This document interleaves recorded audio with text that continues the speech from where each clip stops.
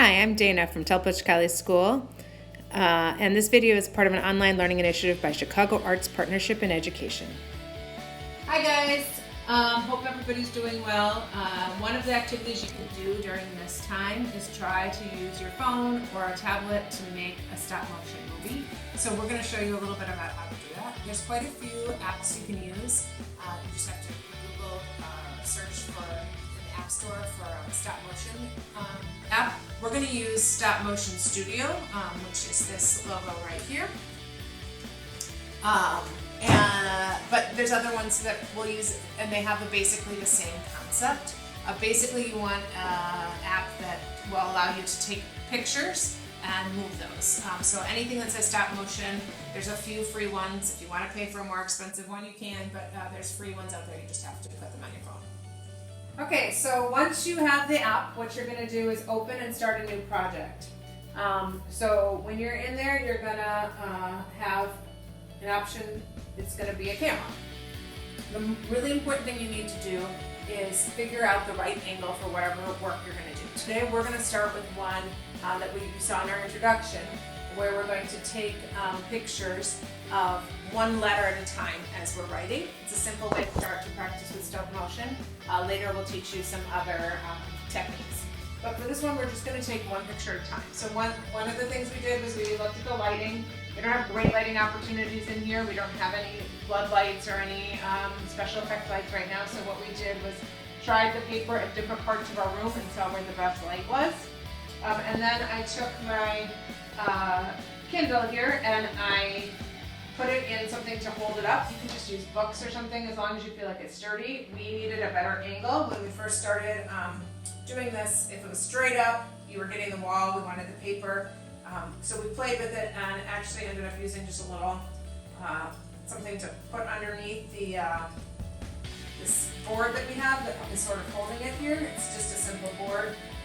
If you don't have something like this, you can just use books or something in your house. You're making it work. So we then double check that the angle is correct on here.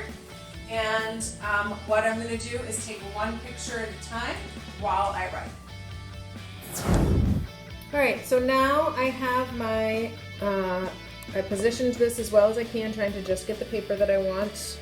Again, it's not perfect, but it gives us sort of the idea.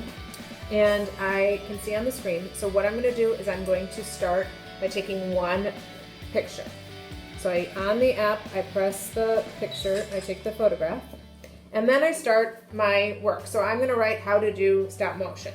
I don't want to write it all at once. I want to write one spot at a time. So I'm going to write my H.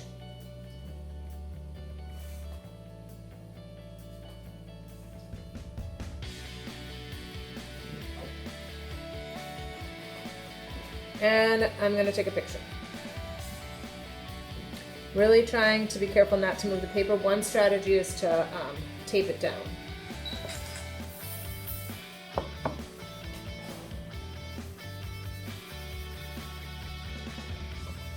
So it'll take a while. I'm going to do each letter one at a time, color it in, and then take my next picture. And as I'm going, I'm doing one step at a time. Making sure I'm all the way out with my hands. Sometimes people purposely leave their hands in. It can be a strategy, but I am not trying that one. So I'm coloring it in, and all of this will not show up on my final image, my final movie, because I'm only taking pictures when I go back. So all this drawing looks like it's happening by magic.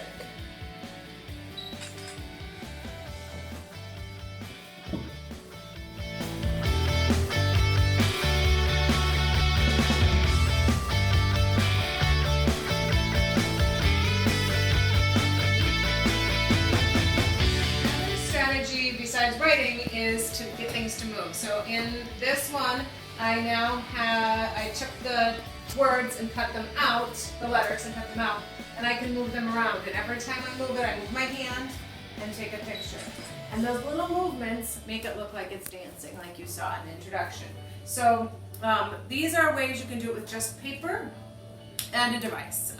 So I used paper, markers, and scissors, and I was able to make a stop motion video with words. You could do it with drawings. I can draw a person on here and have that person move. I can use paper and cut them out like a person.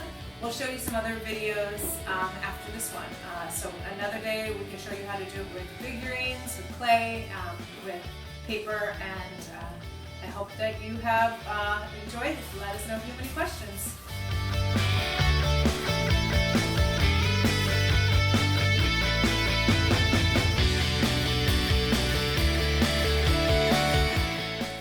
Thanks for watching. Check out capechicago.org for more videos from teachers and teaching artists across Chicago.